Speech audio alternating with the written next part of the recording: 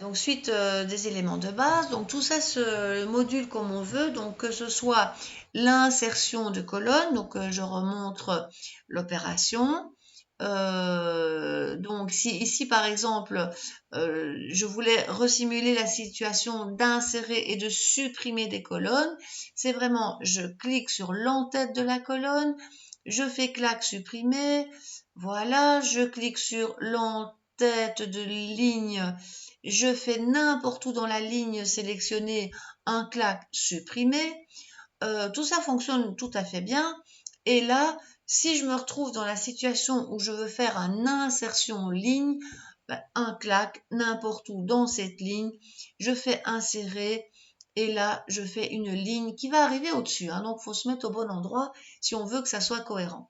Voilà. Donc, ça, c'est en fait la manipulation de insérer donc ligne et colonne et en sachant que maintenant, il faudrait dès à présent savoir jongler entre la sélection, donc bien se dire que là, on fait une sélection parce qu'on est parti du milieu de la cellule et puis qu'on a glissé. Ça, c'est une sélection. Ne pas confondre avec une recopie. Ça, c'est quand j'ai le pointeur qui est carrément, je vais un petit peu zoomer pour montrer peut-être un peu plus en détail parce que c'est peut-être pas clair. Voilà. Donc, carrément, ici, le pointeur, quand il prend cette forme de croix noire parce que vous avez pointé sur le coin inférieur droit de la cellule, eh bien là par contre on fait tout à fait autre chose. Hein, c'est pas toujours ce qu'on veut. Donc il faut savoir comment, enfin quel est votre pointeur en l'occurrence, sinon vous allez vous faire avoir. Autre élément, c'est que quand j'ai donc ça, pointeur de future sélection, je sélectionne, supposons que ce soit comme ça, et donc je rappelle encore une fois que là, la forme du pointeur est essentielle parce que si vous pensez faire quelque chose, si maintenant avec cette forme de pointeur vous faites un cliquer-glisser, il va déplacer votre feuille et peut-être pas ce que vous pensez. Donc attention, la forme du pointeur est essentielle dans Excel. Il faut toujours surveiller en fait la tête qu'elle a. Hein. Donc ça c'est vraiment important. Donc autrement dit, ici, si on a cette espèce de croix blanche, ce sera pour une sélection.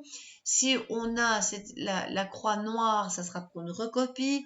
Si on a la rose des vents, la 4 flèches, ça sera pour un déplacement. Et il y a encore une autre situation qui peut peut-être être perturbante au début, c'est que quand on tape dans la cellule, quand le curseur est dans la cellule, là, c'est pas du tout la même chose. On est en mode écriture en quelque sorte. Et là, en fait, il n'y a rien d'accessible dans les rubans et vos pointeurs ne vont pas nécessairement faire ce que vous pensez. Donc, attention, deux états possibles de la cellule, où je suis en dehors de 301 ou bien je suis en train de taper dedans.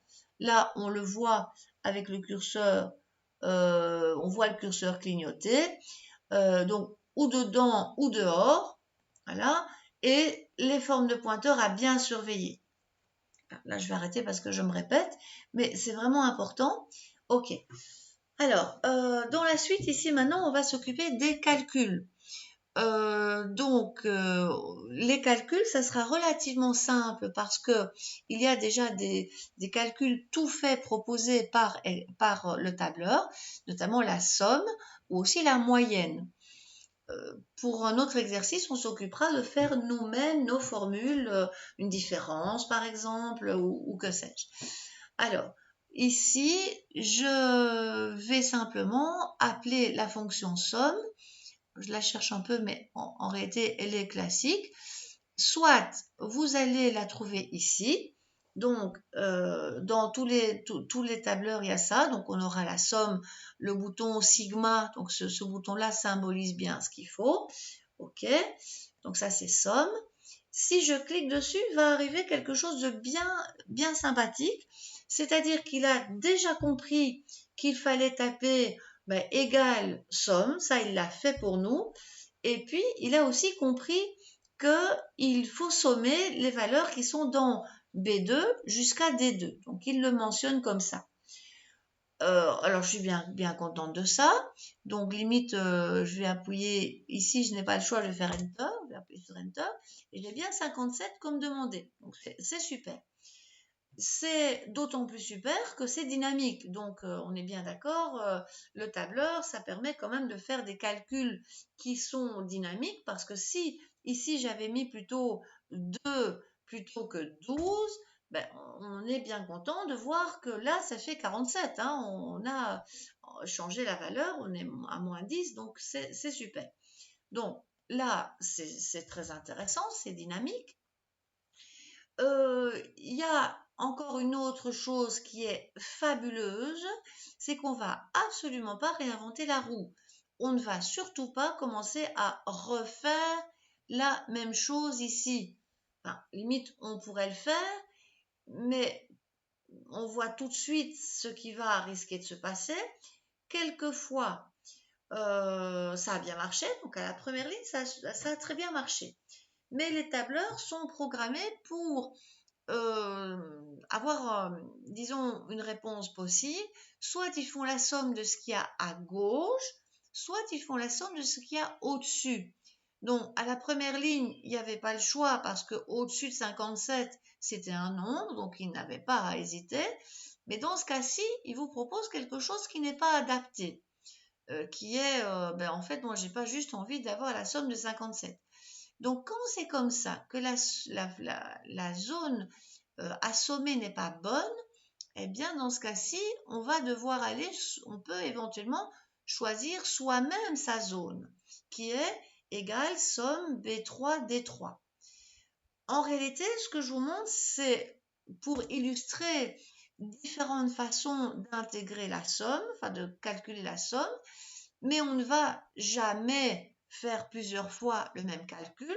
Je vais m'empresser de sauver ça, enfin de supprimer ça, parce que la grosse astuce, c'est qu'on va uniquement calculer 57. Et 57 est amplement suffisant. Alors, cela dit, je suis un peu distraite parce que dans la foulée, je m'aperçois que mes fameuses factures, je ne les ai pas réinsérées. Donc, je vais quand même faire ça maintenant. Je pourrais le faire après, hein, c'est pas un souci.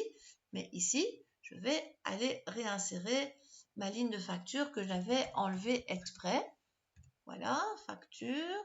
Je retape le 30, 24 et 29, en espérant que je sois à jour. Voilà. Alors, donc l'intérêt, c'est que je repars de mon 57, je fais bien attention à la forme de mon pointeur, donc à 1 mm près, ce n'est pas bon. Il faut avoir le pointeur de recopie. Et ce qui va être la bonne surprise, c'est ça. C'est que, miracle, il a compris qu'il fallait faire la même formule. Donc, je vais aller voir ce qui s'est passé. Donc, la première, c'était somme de B2D2. Je vais essayer d'encore un peu agrandir. Voilà, somme B2D2. Et la deuxième, c'est somme B3D3. On voit la référence de la formule ici. Donc, la formule est là en fait et le résultat est dans la cellule. Ici, c'est B4D4 et là, c'est B5D5. Enfin, la somme de B5D5. Donc, il y a une progression, il y a une logique là-dedans, il n'y a rien de miraculeux. Hein. C'est B2D2 pour la somme, B3D3, voilà, B4D4, B5D5. Il a pris, en fait, la seule chose qu'Excel a changé pour recopier, il a remplacé le 2, parce que là, on était à la ligne 2, bien, il a remplacé par le 3, 4 et 5, et ça a fonctionné. Donc, on pourra exploiter ça très bien. On va d'ailleurs en profiter pour l'exploiter ici aussi. Donc, dans mon total ici que je dois avoir, je vais reprendre la chose. Donc, je vais prendre ceci, je vais faire la somme. Voilà. Là, je peux aller la chercher. C'est bien aussi. Voilà. J'appuie sur Enter. J'ai mon 359. Et de la même façon, il va évidemment comprendre que si je recopie vers la droite, et limite ici je vais même mettre je pourrais même faire ça comme ça, hein, je veux dire, a priori, c'est bon. Voilà, je vais